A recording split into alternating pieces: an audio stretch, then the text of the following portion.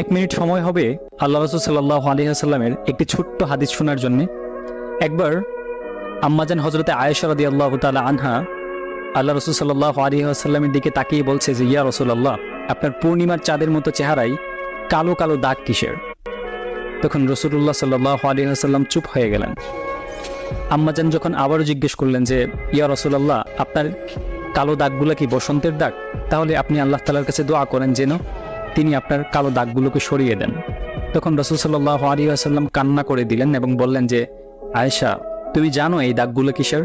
আমার এই দাগগুলো সরিয়ে দেওয়ার জন্য আমি আল্লাহ তাআলার কাছে কখনোই দোয়া করব না। এই দাগগুলি হচ্ছে তাইফের ময়দানে যে ছেলেরা আমাকে পাথর দিয়ে আঘাত করেছিল, সে আঘাতের চিহ্ন। তারা একবার নয়, দুইবার নয়, তিনবার আমাকে আঘাত করেছে এবং আমাকে অজ্ঞান করে ফেলেছিল।